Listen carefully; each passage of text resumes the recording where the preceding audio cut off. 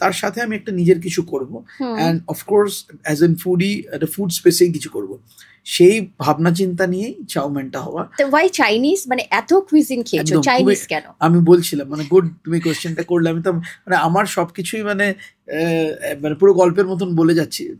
তো যখন রেস্টুরেন্টটা আমরা করব, তখন আমরা ঠিক করলাম যে কি কুইজিন নিয়ে আমি করব, কেন চাইনিজ। আমি ছোটবেলায় যেখানে বড় হয়েছি বালিগঞ্জে, আমি বালিগঞ্জে বড় হয়েছি, গড়চা রোড বলে একটা জায়গা। আমার বাড়ির পাঁচিলের পাশের পাঁচিলটাই ছিল কলকাতার নয়, আমাদের ভারতবর্ষের প্রায় সবচেয়ে পুরনো চাইনিজ রেস্টুরেন্ট, কিমুয়া বলে। আমি আচ্ছা। জানি না কোনোদিন তোমরা খেয়েছো কিনা, আমি শিওর তুমি খাওনি, বাট নিশ্চয়ই তোমার বাড়ির লোকেরা খেয়েছে।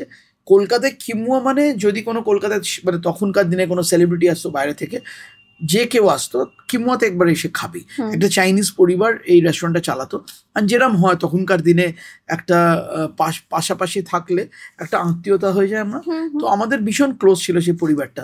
ইভেন মানে আমার দাদু আর ওনার যে ফ্যামিলির যে হেড, মানে ওনারা একসাথে চাকরি করতেন কাস্টমসে। আচ্ছা। তো ওনারা রিটায়ার করার পরে জায়গা কিনে একসাথে বাড়ি বানায়, অ্যান্ড দুজন ভাবে রেস্টুরেন্টটা চালায়। অ্যান্ড আমার বাড়িতে ছোটবেলা থেকেই আমার ঘরের জানলাটা ছিল ওদের কিচেনের দিকে। যখন আচ্ছা। খুলতো সকাল থেকেই মানে চাইনিজ খাবারের গন্ধটাতেই আমার দিনটা শুরু হতো। অ্যান্ড যখন আমার 6 বছর বয়স, তখন আমি প্রথম আমার চাইনিজ খাবার খাই ওদের বাড়িতে। অ্যান্ড সামহাও চাইনিজ খাওয়ার প্রতি ভালোবাসাটা তখন থেকেই জন্মে যায়। হুম, অ্যান্ড চাইনিজ কমিউনিটিটার প্রতি, মানে ওরা যেরমভাবে সব কিছু করে, ওরা যেভাবে নিউ ইয়ার সেলিব্রেট করে, ড্র্যাগন ডান্স করে, ওদেরটা তো একটু অন্যরকম।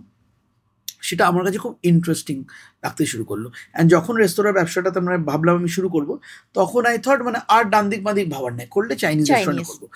তাহলে ওয়াই চাউম্যান?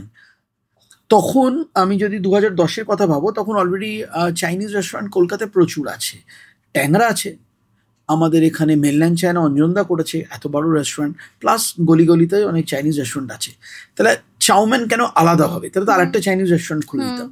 চাউম্যানের গল্পটা হচ্ছে, আমি রেস্টুরেন্ট খোলার 3 বছর আগে থেকে প্রচুরবার চায়না গেছি, নিজে রিসার্চ করেছি।